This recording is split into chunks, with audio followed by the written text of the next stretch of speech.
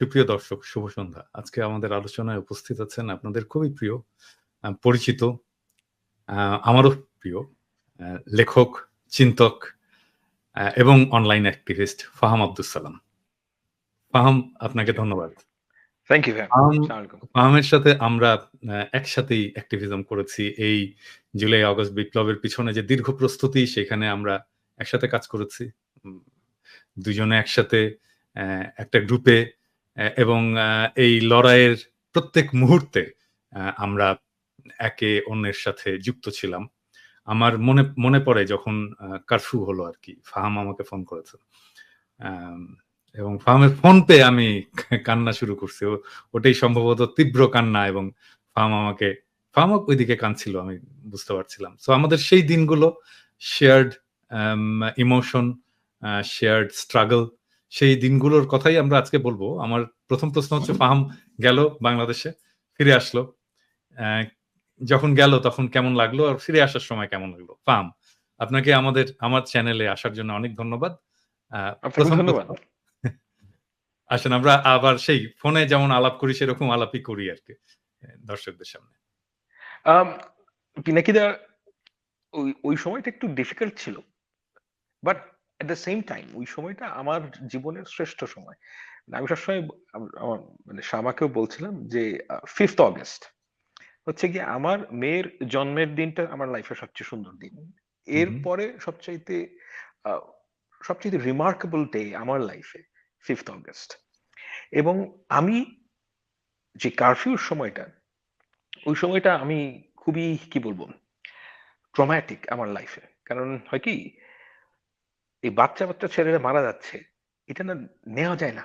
এটা একেবারেই নেওয়া যায় না। আর um it's very difficult for me. তো ওই যে ট্রমাটা শেষ হলো, সেটার একটা স্পেশাল স্থান আছে আমার জীবনে। তো আমি আবার দেবাশিসকে ওই যে পোস্টার করে, হু, হু, দেবাশিসকে বললাম যে, "দেবাশিস আপনার একটা পোস্টার আমি নেব। এবং হু, আমার শর্ত হচ্ছে যে আপনার পোস্টারে আপনার সিগনেচার থাকতে হবে।" কারণ হু, হু, আমি তো সে একটু আশ্চর্যই হলো। তো আমি বললাম কারণ এই যে এই টাইমটা আমার লাইফের একটা খুব রিমার্কেবল সময়। এটা গভীরভাবে আমার জীবনে দাগ কেটেছে। এবং আমি সত্যিই আমাদের যেই তরুণ সম্প্রদায় এবং আসলে শুধু তরুণ সম্প্রদায় বললে হবে না। পুরো বাংলাদেশের যারা ওখানে ছিলেন তাদের প্রতি আমি গভীর কৃতজ্ঞতা বোধ করি। এটা হচ্ছে যে কারণ আমি যে বাংলাদেশে গেলাম, এটা তো হু, যাওয়া সম্ভব ছিল না। মানে আমি আশা করতাম অবশ্যই। কিন্তু আমি চিন্তা করতে পারিনি যে এই জিনিসটা হবে। কিন্তু এটা হয়েছে। এবং এই হওয়ার পেছনে বাংলাদেশের ছাত্র জনতা এবং সবাই শুধু ছাত্ররা শুরু করেছেন। কিন্তু সবাই আল্টিমেটলি তাদের কাছে আমি গভীর কৃতজ্ঞতা বোধ করি। এবং যখন বাংলাদেশে গেলাম সেই একটা ইউফোরিয়া কাজ করছিল হু। যে একটা মুক্ত স্বাধীন দেশে যাচ্ছি আমি। এবং এই যে ইউফোরিয়া সেটা কিন্তু আমার একার না। এটা আপনি শুনলে আশ্চর্য সবার। হবেন। হ্যাঁ, রাস্তাঘাটে আমি যেখানেই আ মানুষের সাথে কথা বলেছি সবাই আমাকে একটা কথা বলে যে, "ফাহাম ভাই খুব ভাল লাগছে যে আম স্বাধীনভাবে কথা বলতে পারি।" মানে আপনি চিন্তা করেন একটা আমার বন্ধু ড্রাইভার, সে আমাকে বলছে সে মানে জোব্বা পরে। হু, হু, সেই আ আ ডিভোউট মুসলিম। হু, হু, তো সে বলছে আমাকে যে সে YouTube এ মানুষকে এই নসিহার ভিডিও শেয়ার করতে চায়। হু, তো হু। সে বলছে যে, "ভাই আমি ভয় পেতাম।" ভয় পেতাম যে মানে সে তো গুম হবে না। You know that. কিন্তু কোন তার বিপদ হয় যে কিনা আরকি। কিন্তু হুম, বিপদ কিন্তু ভয়টা কোন পর্যায়ে চলে গিয়েছিল? হুম, যে সে বলছে যে, "ভাই এখন আমি আ মুক্তভাবে কথা বলতে পারি।" এবং আমি পরের দিন জুমার নামাজে গেলাম। জুম্মার নামাজে গিয়ে আমি সত্যিকার অর্থেই মুগ্ধ যে এত চমৎকার উত্তরা ৪ নম্বর সেক্টর আমি জানি না ইমাম সাহেব কে। এবং এত সুন্দর উনি বয়ান দিলেন যে খুতবা দিলেন। জুম্মার খুতবায়। খুতবার মধ্যে উনি কিন্তু কোন মানে একদম প্রপার ট্রেইনড সাইকোলজিস্ট এর মতন করে কথা বললেন। উনি কিন্তু কোন মানে ইসলামের কথা বলেন নাই সেই অর্থে। উনি বলছিলেন যে আমাদের ফিলোসফিক্যাল সমাজে সামথিং। ফিলোসফিক্যাল হুম, অ্যাবসোলিউটলি যে আমাদের সমাজে কোন জায়গায় ভয় চলে গিয়েছিল। আর সব জায়গায় এই চুরি, বাটপারি, লুটপাট হুম, এগুলো নিয়ে উনার যেই কথা রিমার্কেবল ইনসাইট এবং এই যে কথাগুলো বলতে পারছিলেন উনি, হুম। আমি তো বেশ ৫ তারিখের কিছুদিন পরে গিয়েছি, ১৫ই আগস্ট গিয়েছিলাম। তো মানে সে হচ্ছে ১ মাস আগে ওই কথাগুলো বলতে পারতেন না। এবং এই জিনিসটা কিন্তু সমাজের সব জায়গায় আমি দেখেছি। এবং আমি একটু ইন্টারাপ্ট করি। শিওর। ফাহাম, আপনি ফিলোসফিক্যাল কথাটা বললেন না? আমার হঠাৎ করে মনে পড়ল যে ধরেন আমরা যে এক গ্রুপে আমরা কথা বলতাম, আমরা আমরা শেয়ার করতাম আমাদের এবং কে কি করব সেটাও আমরা ঠিক করতাম সেখানে। নিজেদের এক্সপেরিয়েন্স শেয়ার করতাম এবং একসাথে যে অ্যাক্টিভিজমটা করতাম, হ্যাঁ? যে সমস্ত ডিফারেন্স ভুলে আমাদের অনেকের মধ্যে অনেক ধরনের ডিফারেন্স আছে, তাই না? দ্যাটস কিন্তু গুড। সমস্ত ডিফারেন্স ভুলে সবাই যে একটা জায়গায় চলে আসা, আ এই ফেনোমেননটাকে আপনি কিভাবে দেখেন? মানে আমার কেন জানি মনে হয় যে ইট ইস সামথিং ডিভাইন। মানে একটা জাতির জীবনে ডিভাইন কিছু মোমেন্ট আসে। ওই মোমেন্টটা ছিল বিপ্লব বোধহয় সম্ভবত একটা ডিভাইন মোমেন্ট। যেখানে সমস্ত মানুষকে একটা জায়গায় নিয়ে আসে। হ্যাঁ, আপনার কি মনে হয়? এটা একটা হিস্টোরিক মোমেন্ট এবং এটার কৃতিত্ব কিন্তু শেখ হাসিনার। মানে শেখ হাসিনা তো মানে দেশটাকে সর্বনাশ করে দিয়েছে। মানে আমি একটা জিনিস বাংলাদেশে গিয়ে বুঝতে পেরেছি। সেটা হচ্ছে আপনি প্যারিসে থেকে জিনিসটা বুঝবেন না। আপনাকেও দেশে যেতে হবে। হু, হু, বাংলাদেশের মানুষ আমাদেরকে কিভাবে দেখেন? তারা আমাদেরকে খুব কাছের মানুষ মনে করেন। হুম, এই কারণে যে গত ১৫ বছর তারা যেই সত্য কথাগুলো বলতে চাইতেন, হুম, সেই কথাগুলো আমি তো আসলে আপনার মতন কিংবা অন্যান্যদের মতন এত রেগুলার না। আর তাছাড়া আমি ঠিক অ্যাক্টিভিস্ট আপনাদের সেন্সে না। কারণ আমি আসলে লিখতে পছন্দ করি। কিন্তু হুম, তারা যে জিনিসটা বলতে চাইতেন, হুম, সেই বলাটা আমাদের মুখে শুনতে শুনতে পেতেন। এবং এইজন্য তাদের আ আমার কাছে মনে হয়েছে যে আমাদের প্রতি একটা ভালোবাসা আছে। হুম, এবং এই ভালোবাসাটা আ জেনুইন। মানে আমার মনে পড়ছে যে আমি একটা কথা বলি আম আদর্শ পাবলিশার্স এর একটা অনুষ্ঠান ছিল, সেই অনুষ্ঠানে গিয়ে কথা বলি। তো আমি ওখানে গিয়েছিলাম honestly I thought আমি হুম, একাডেমিয়া লাইনের মানুষ। মানে আমরা যখন কথা বলি আমি এক্সপেক্ট করি ২০ জন মানুষ থাকবে।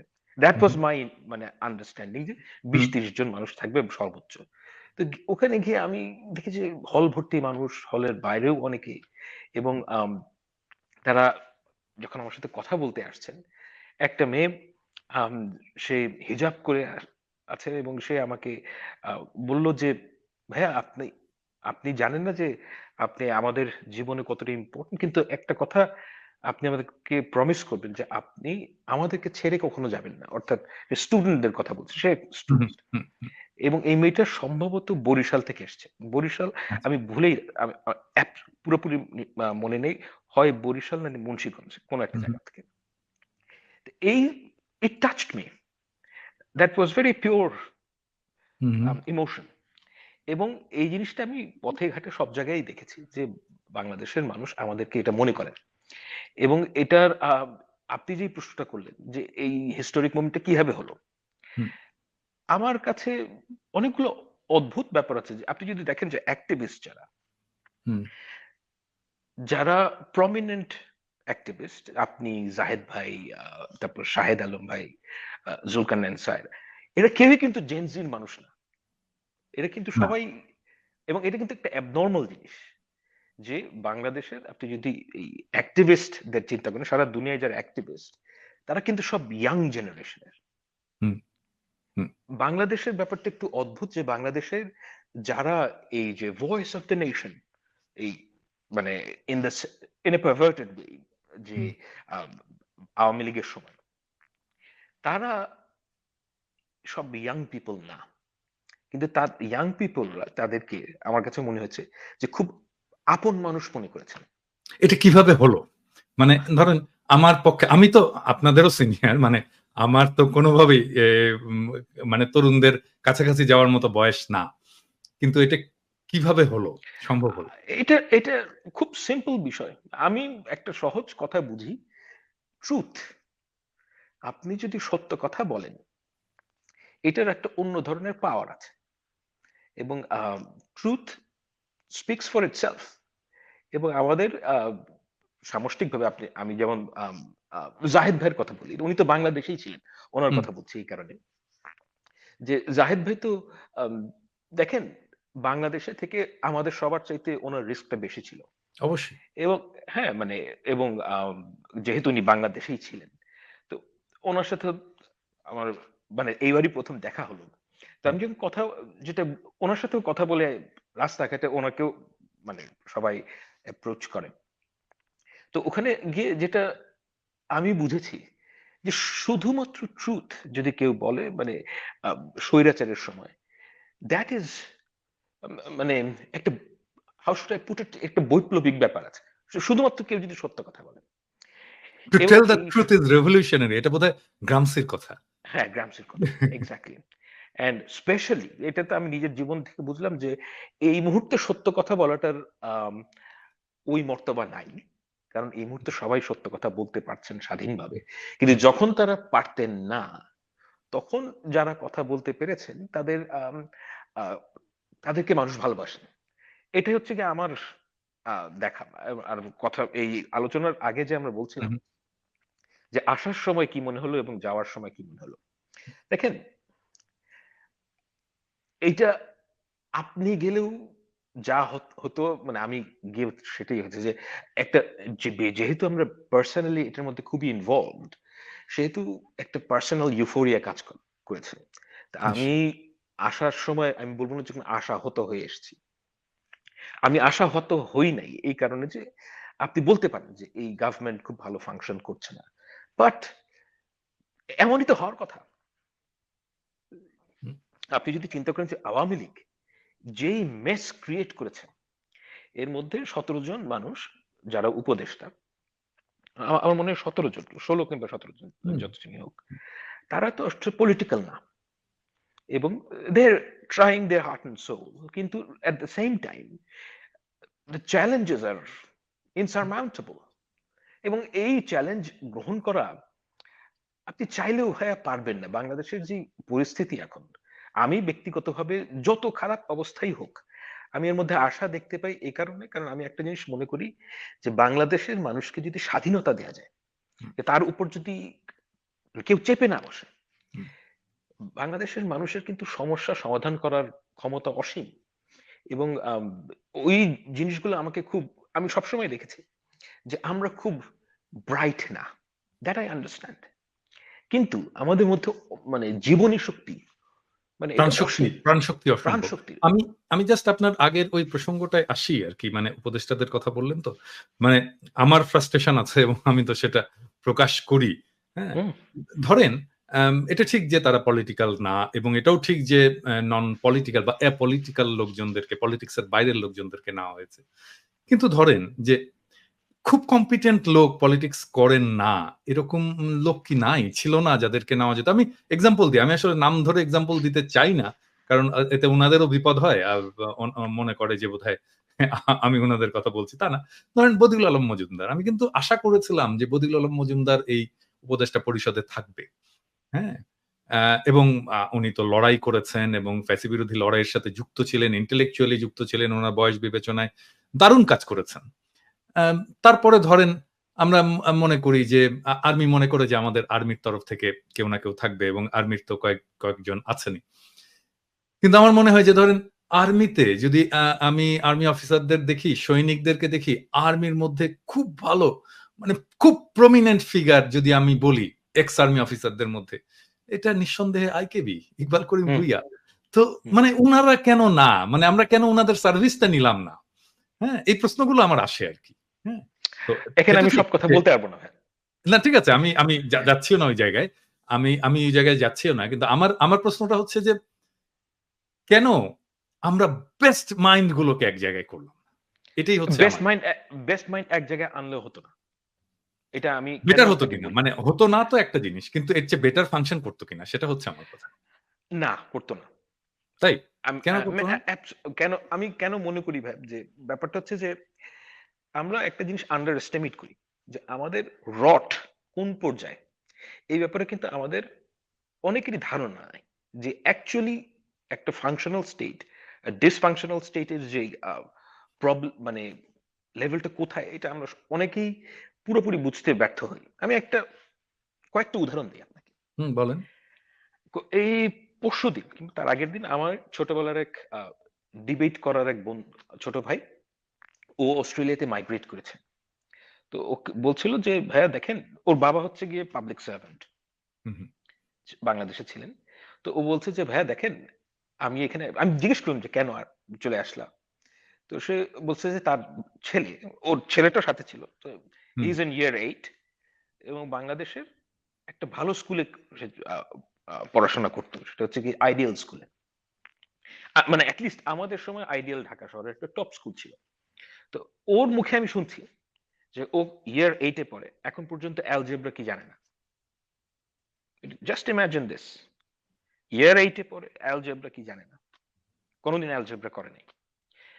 এবং ওই ছেলে বলছিল যে ৬ মাস এই জুন মাসের দিকে ওদের হাফ ইয়ারলি পরীক্ষা ছিল। হুম, হাফ ইয়ারলি পরীক্ষায় যে প্রশ্ন, হুম, পরীক্ষার আগের দিন ইউটিউবে প্রশ্ন ফাঁস হতো। আচ্ছা, জাস্ট ইমাজিন যে স্কুলের পরীক্ষা। ডেঞ্জারাস ইউটিউবে ব্যাপার। প্রতিদিন রাত ১০টার সময় আবার ও বলছিল যে অঙ্কের পরীক্ষা আগে, এটা আবার আগেও মানে ১০টা ১০টা ১১টার দিকে না অনেক মানে তারা খুব কনসিডারেট ছিল। হুম, যেটা মানে ৯টা ১০টার দিকে তারা কোয়েশ্চেন আউট করে দিত। আবার টিচার আবার যাতে বেশি মনিটাইজ করা যায় সেজন্য এক পাতা একটা ভিডিওতে দিত। আচ্ছা, হ্যাঁ? এবং প্রশ্নের উত্তরও ওই মানে ইউটিউব ভিডিওর মধ্যে থাকতো। আচ্ছা। এটা হচ্ছে ইয়ার 8 এর অবস্থা। ক্লাস সর্বনাশ। মানে ইয়ার 8 না, এ ইয়ার ঠিক আছে, এই ঠিক এবং আছে। ইয়ার আমরা 7 এ আ আমি আরো কয়েকটা উদাহরণ দিব আপনাকে। এটা আচ্ছা, দর্শকদের শোনা দরকার। ইয়ার 7 এ হ্যাঁ, পরীক্ষায় এসছে যে আম আপনার কি জানি বলে?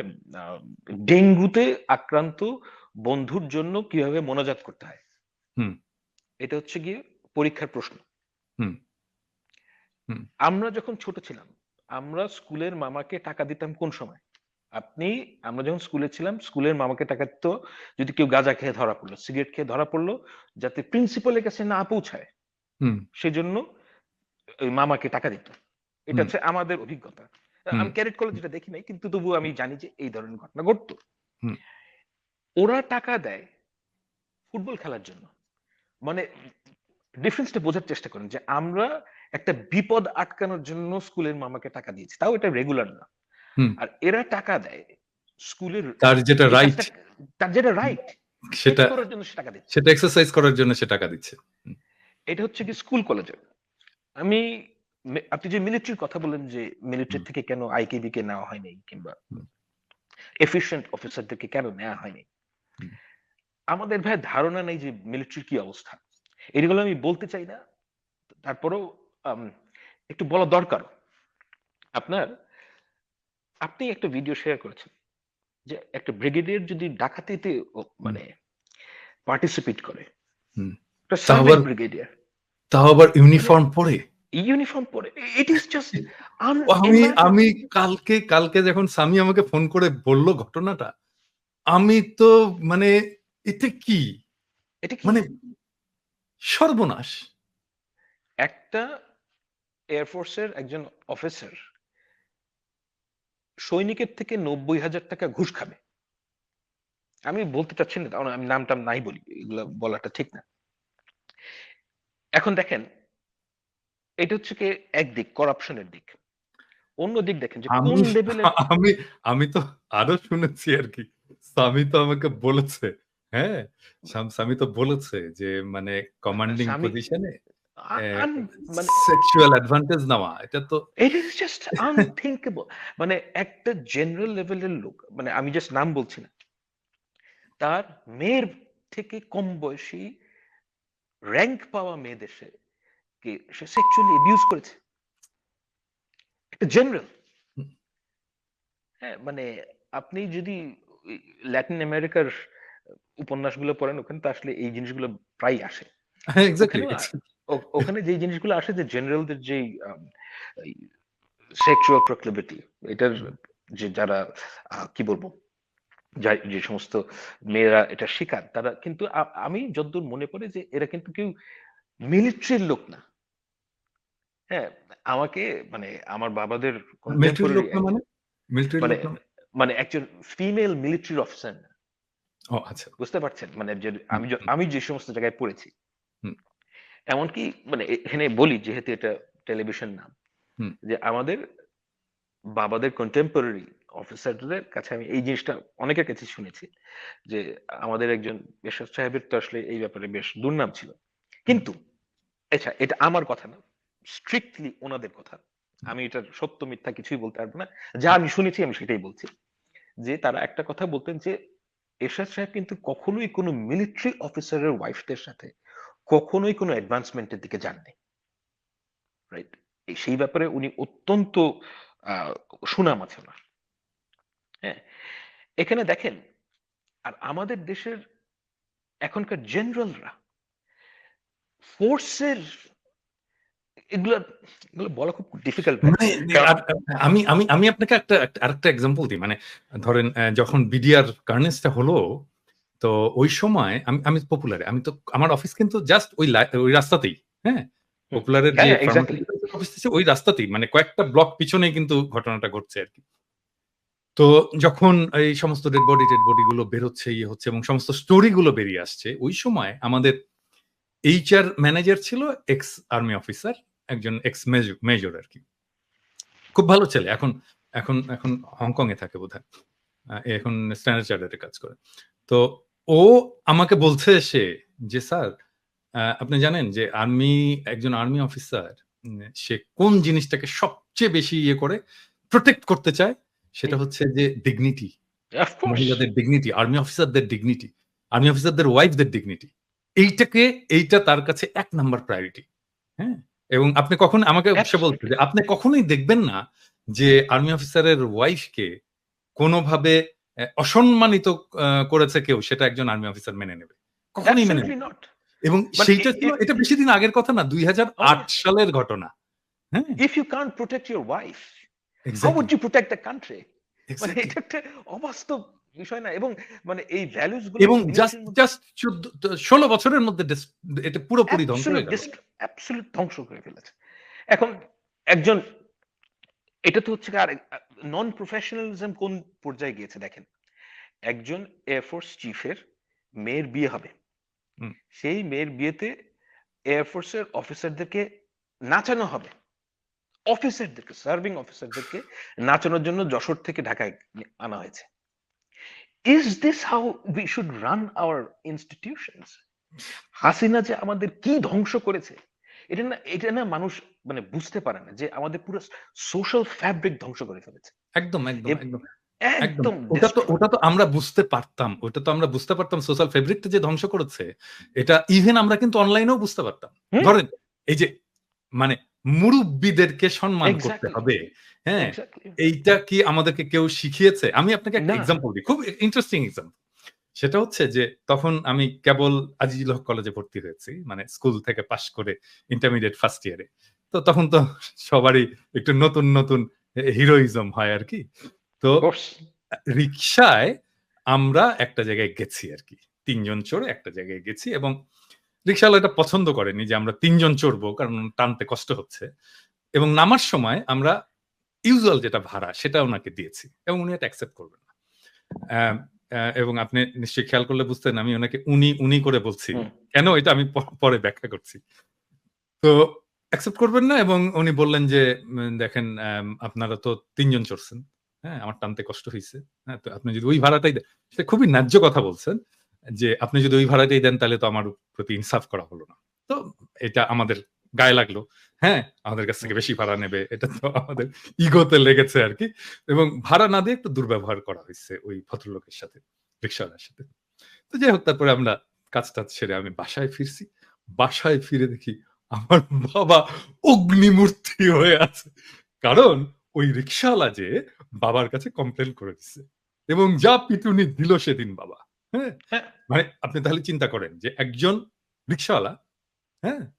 সে একটা পাড়ার একজন মুরুব্বির কাছে তার ছেলের ব্যাপারে হুম, কমপ্লেইন করতে পারে এবং এই কমপ্লেইনটাকে খুব সিরিয়াসলি নেওয়া হয় ফ্যামিলিতে অ্যাবসোলিউটলি। এবং সেইটার একটা ব্যবস্থা করা হয়। এবং এব আমার ওই যে সেই দিন যে শিক্ষাটা হলো, হ্যাঁ? সেই শিক্ষা তো আমি এখনো ভুলিনি। এই সোশ্যাল অ্যাবসোলিউটলি। ফ্যাব্রিক তো নষ্ট হয়ে গেছে।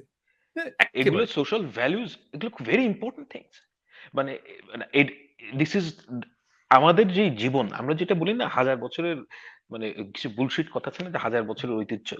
আ কিন্তু আমাদের একটা পার্টিকুলার ওয়ে অফ লাইফ আছে। That is true. এবং এটা কিন্তু টাইমলেস না হলেও এটার মধ্যে টাইমলেসনেস আছে, অন্যভাবে আছে। মানে এটা দীর্ঘদিনের ঐতিহ্য। আমাদের দেশের যে আদাব মানুষের সাথে, হুম, হিন্দুস্তানি মুসলমানের যে আদাব, হুম, এটা কিন্তু খুব একটা, আমি শুধু হিন্দুস্তানি মুসলমানের কথা বলছি না, আমি হিন্দুস্তানি আম হিন্দুদের মধ্যেও এই আদাবটা ছিল। হুম, এবং এই আদাবটা সমাজ থেকে নাই হয়ে গেছে। এবং আমি ইন্ডিভিজুয়ালি বেয়াদব মানুষ খুব সহ্য করতে পারি না। হ্যাঁ? বেয়াদব মানুষ সহ্য করতে পারি না, কারণ হচ্ছে যে মানে আমি নিজেও, কেউ যদি আমাকে ফেসবুকে এসে ঠাস করে তুমি করে কথা বলে, আমি তাকে ব্লক করে দিই। হুম, হ্যাঁ? কারণ আমাকে মানে I like that thing, যে ওল্ড ওয়ে, যে আপনার, আমি একজনকে সবাইকে আপনি করে বলি, I expect যে আপনি আমাকে আপনি হুম, করে বলবেন। হুম, এবং আপনি যদি আমার বড় হন তাহলে আপনি আমাকে তুমি করে বলবেন। That's fine. হুম, কিন্তু এই যে আমাদের সমাজের যে আধুনিকতার নামে, কিংবা এটা আসলে আধুনিকতা না, এটা মানে সোশ্যাল ফ্যাব্রিক নষ্ট হয়ে গেলে আমাদের কোনো যে নরমস থাকে সোসাইটি, হুম, সেটা হুম, সবার আগে আঘাতপ্রাপ্ত হয়। এটা হুম, আঘাতপ্রাপ্ত হয় কেন? কারণ হচ্ছে গিয়ে আমাদের সমাজে কিছু আম চুক্তি আছে।